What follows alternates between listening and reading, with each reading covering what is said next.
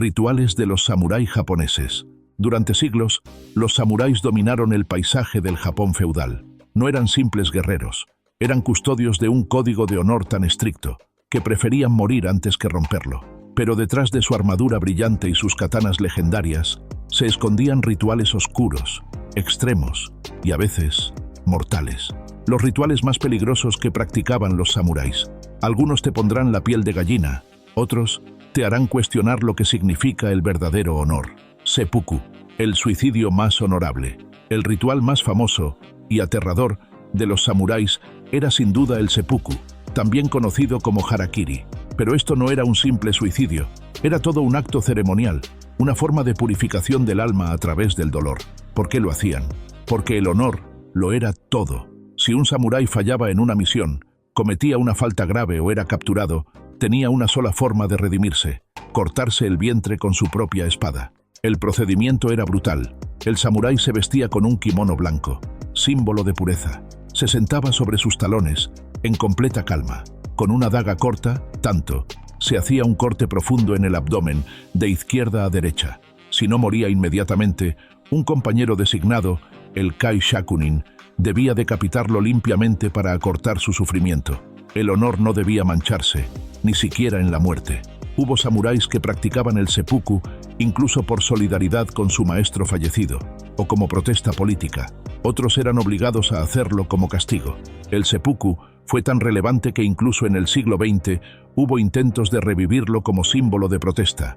Sí, así de profundo estaba en el alma japonesa. Duelos a muerte, keto y shinken shirahadori. Cuando dos samuráis tenían una disputa de honor, no iban a juicio. Se desafiaban a un duelo formal a muerte. Esto era el keto. Los duelos podían darse por razones tan variadas como desobediencia, insultos o incluso por diferencias ideológicas. Y no siempre eran igualados.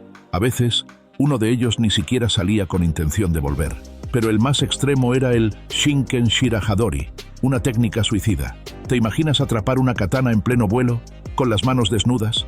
Eso es exactamente lo que intentaban hacer algunos samuráis durante ciertos rituales de entrenamiento o duelo. Quien dominaba esta técnica era considerado casi un dios de la espada. Pero un solo error, y su mano, su brazo o su vida se acababan en segundos. Entrenamiento extremo, shugyo y misogi. Para ser un verdadero samurái, la espada no era suficiente. Había que entrenar el alma. Aquí entra el shugyo, el entrenamiento espiritual extremo. Samuráis y monjes guerreros se sometían a semanas, incluso meses, de aislamiento, ayuno, privación del sueño y desafíos físicos brutales. Dormir en cuevas, meditar en acantilados con tormentas eléctricas encima, luchar con los ojos vendados. Todo esto era parte del camino para pulir el espíritu a través del sufrimiento. Uno de los rituales más icónicos era el misogi. Imagina el invierno japonés. Nieve, viento cortante. Ahora imagina un samurái de pie, semidesnudo, bajo una cascada de agua helada, rezando mientras el agua cae sobre su cabeza como una lanza.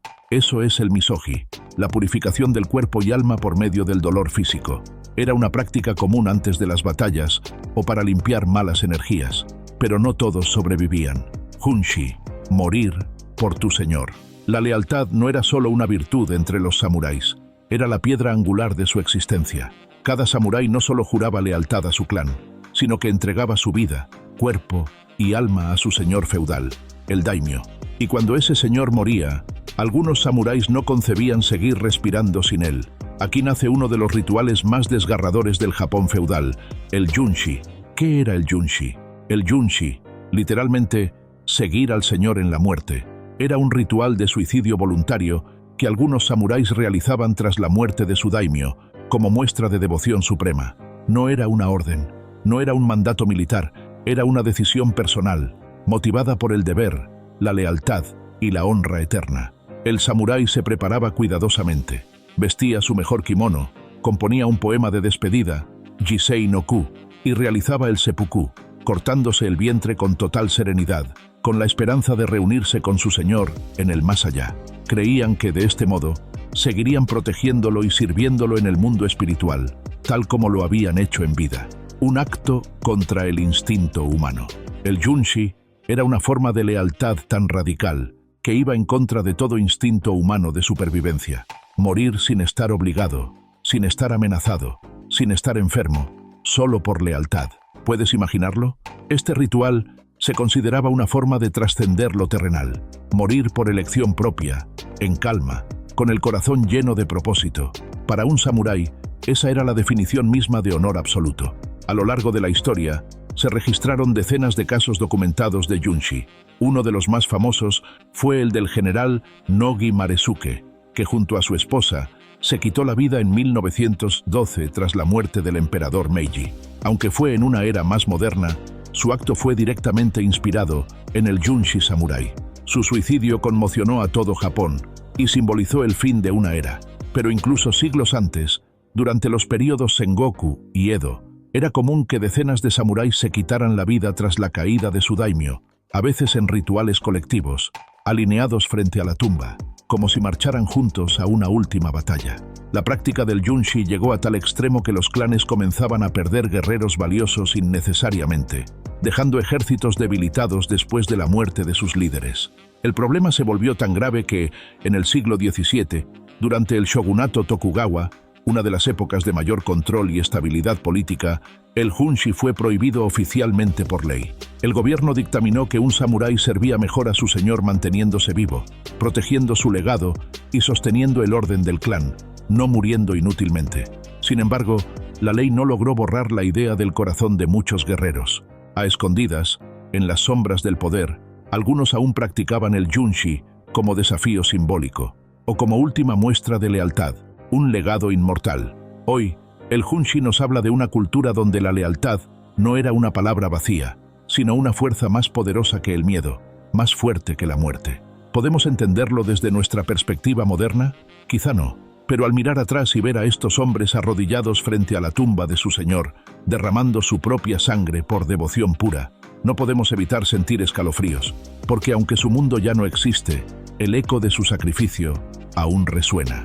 Jinba Ittai, ser uno con el caballo. Traducido literalmente significa jinete y caballo como una sola unidad. Pero este principio iba mucho más allá de una simple técnica de equitación. Para el samurái, el caballo era una extensión de su propio cuerpo, de su voluntad, de su alma. En el Japón feudal, la guerra no se libraba solo con espadas. Los clanes poderosos contaban con unidades de caballería samurái entrenadas durante años para combatir en movimiento, a toda velocidad, sin perder precisión ni honor. Y aquí entra Jinba Ittai, una filosofía de total sincronía entre el guerrero y su montura. No bastaba con saber montar. El samurái debía alcanzar tal nivel de conexión con su caballo que pudiera anticipar cada movimiento, reaccionar al instante sin necesidad de pensar.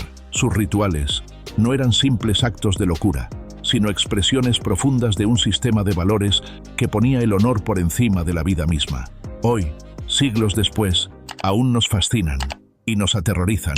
¿Tú serías capaz de seguir un camino así? ¿Morirías por tu honor?